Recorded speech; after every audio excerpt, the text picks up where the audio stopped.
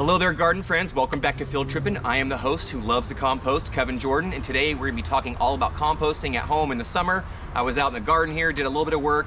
I have a really small amount of lawn here at my home, but what I do have, I have to mow a little bit. And so what's great is it gives me this great leafy, wet, moist, full of nitrogen material, this green material that we talked about in the past if you watched other videos and been here before. If not, please like, share, subscribe. We'd love to have you here. I love to compost. It's a big part of my life. No, I do enjoy it. It's a great part of my garden. It's a great way to enrich your soil and also take care of all this old garden waste, either from mixing in some old potting soil and dead plants and leaf material, dead branches and twigs and sticks, lawn clippings, even some of my kitchen scraps come out here. We mix it all up, and so right now I'm gonna do a quick little demonstration. It'll school you up a little bit on how I like to add some of my material to my pre-existing pile right here. I have a pile behind me. I've had it here for about 3 or 4 years, maybe 4 years now, and it's going pretty good. Over here, the soil underneath the compost is done, so I've been harvesting it, and it's lush. But between right behind me and then over here, it's all somewhat fresh. It's a little bit newer, not fully done, right? And so I'm gonna be showing you how I like to add that. So let's take a look. So as I mentioned, we have a lot of material, all this brown material. So we go get your browns and your greens, right? And so this brown material is all your dried up material, the leaves that have dried up, but a lot of sticks, twigs, smaller stuff. If the branches and material are too large, you can actually break a lot of this up either by chopping it up, pulling it apart. Some of it's actually, as it dries up, breaks apart pretty easily. Often, I'll show you here in a little bit, what I like to do is for the thicker stuff, or if there's a lot of plentiful, I'll use my loppers or my pruners if needed, but really just a sharp, strong, rounded shovel is great for when you're chopping this up and mix it in. And you don't have to go crazy on it, but you know, if you got a little extra time and a little bit of energy, it can be a great exercise and a fantastic way to speed up the process of your pile, because the more that you chop it up, the faster it's going to go. But we don't want to have just that material right there. It's really good to mix in your green material, and you can see it's lush and green and fresh. Fresh lawn clippings are fantastic. Sometimes if you have old rotted fruit or lettuce and spinach, that can be considered this as well. Maybe some fresh green leaves if you've been trimming those. That'll have a bit of that nitrogen in there as well, and then they'll eventually dry up and mix in, you know, just makes a good mix. And so we're gonna blend these up.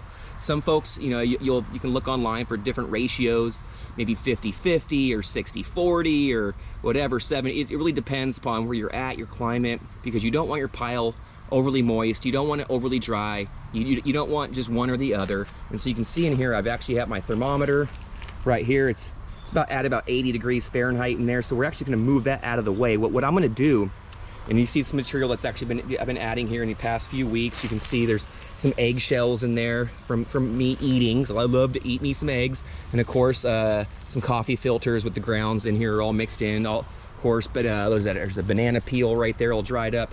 So kitchen scraps are good. Just don't add no meat, cheeses, fats, oils, and things like that, because then you'll end up getting some pests and things you usually don't want in your pile.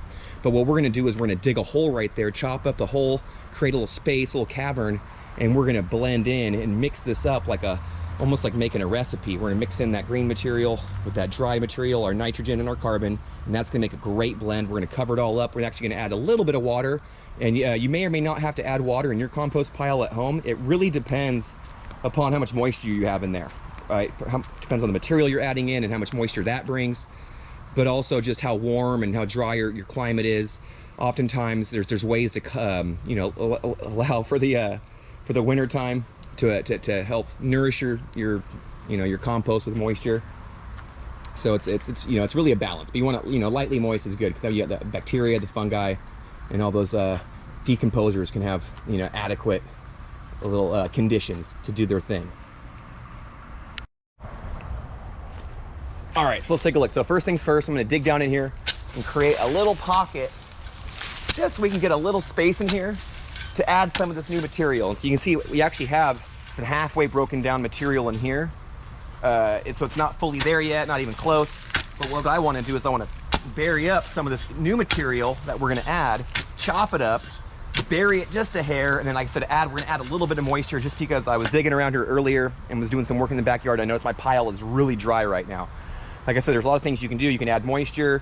You can do all you can to create like a concave top for the winter time. So try to catch as much rain as you can, rainfall. And of course, if you really want to, you could tarp these if needed to try to trap in as much moisture as you could. So there's a few different tactics and techniques you can try to utilize, but you can see a lot of the old material still in there. So just to show you a demonstration, here's a good mix. So I'll take some of this material, toss it in there. I'm gonna chop it up a little bit, just kind of push it down. Oh yeah. And then same thing, we'll grab some of this material. This is all that dried material we're talking about. And some of it's chunkier than maybe you might want, but what's great is when a little bit of effort, you can chop it right up. Like I said, it's almost like making a wonderful little recipe. For those of you who like to cook, I do enjoy cooking. I'm not great at it, but I do like it, and I love eating. So there you go. But yeah, you just chop. It's a great little recipe, and everybody can make this recipe.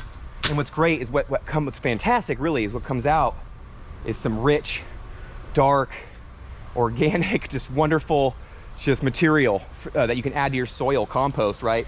And it'll end up just being great for your garden, whether it's your vegetable beds or your ornamental garden with your trees and your shrubs out there, and even your, if you want some compost to add for your succulents, it's good all around. So you see I'm kind of layering it in, I'm chopping it up, kind of mixing it over time. You'll hear people talk about turning their compost. This is kind of part of that, but over time we'll come back and we'll mix this all up a little bit and flip it over to kind of get things that are on the outside to the inside, and the stuff that's on the inside, when it's done, finishing decomposing, then you're good to go. But that's it right there. Really, it's composting's up to you. It's a little bit of an experiment. You mix in some green material, you mix in some of that dry material, that carbon, right? So green is nitrogen, the dry material is carbon. You chop it up, add a little bit of water, fungus, bacteria, little decomposing insects and creatures and crustaceans get in there, all your really pulleys and whatnot and worms. It's fantastic. And then what ends up coming out, and I'll just show you, just have a little bit right here. Let me see, I might be able to get it.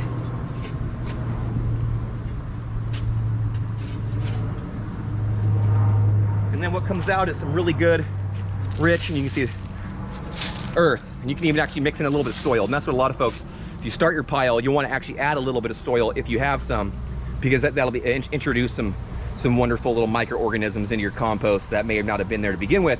And so that's a great way to inoculate your pile. But that's really it. We're just going to chop it up. And you can see if all that material I've added actually shrinks up pretty quick, even without just a little bit of effort of chopping it. If you don't chop it up, this will work, right? Your pile will be fine. But when you chop it up, you get a good balance in there, you add a little bit of water, it tends to speed up the whole process up, right? So if you do have the effort and the time, it'll speed up the time that it takes for you to get from A to B, from all this old nasty looking stuff to really rich, dark earth that you can utilize in your landscape, in your soil, in your garden. That's what it's all about. So that's really it, man. That's composting. Like I said, if you need to add a little bit of water, I'll bring the hose over here, I'll add a little bit of water, but it really just depends on how moist you think you need it. Well, I actually absolutely need it. But anyhow, that's composting in a nutshell. I just thought I'd share that with y'all. I hope everyone's doing great. If you haven't already, like I said, please subscribe. I'd love to have you back, or share this if you know people in your life that are getting into plants or already love plants. I'd love to connect. Let's talk plants. Let's all learn together and grow together. If you're hoping to learn more, like Bear is, he's excited. He knows the end of the video is coming. Please visit me at the Green Acres Garden Podcast, where I am now a new host of that show, and I really enjoy that. It's a great little program. So I'll put the link in the description below. Take care now. Bye-bye then.